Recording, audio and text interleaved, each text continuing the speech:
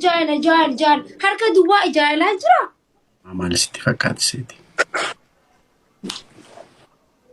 Taaboo waan midhame isinitti fakkaata. Maaf siin galu siif?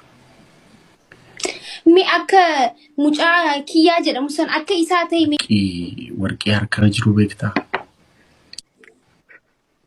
Fixadhu baasumaan dhaggeeffadha akka reediyootti. Sun waan namni sun waan siif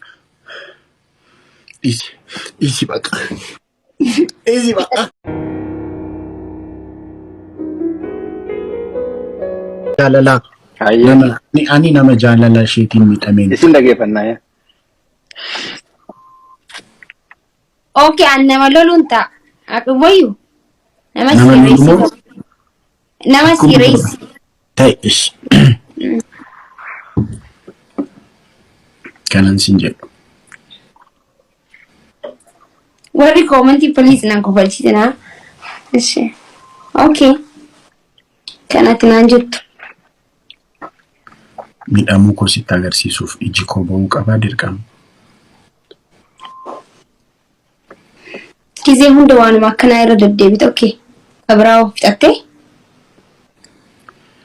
Warri commenti please. Rakkoon dhala namaa maal sitti fakkaata seeti?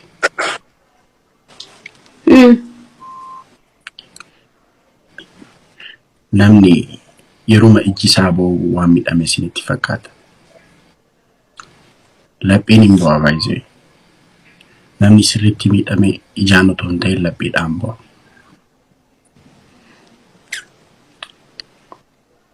Maaf siin galu siif? Gizee hunda waan akka takka haasofta.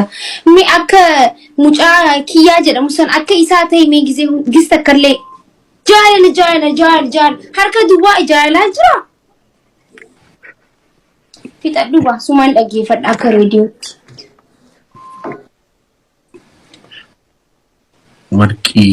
Warqee harkarra jiru beektaa? Kanan sitti ta'e baay'ee.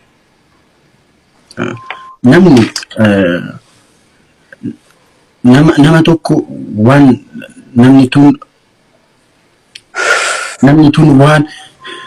namni sun waan siif isi baqa. Isi baqa. Fixeegaa itti bullamoo qashti? Mudii keessa galte dhugaa seete mata.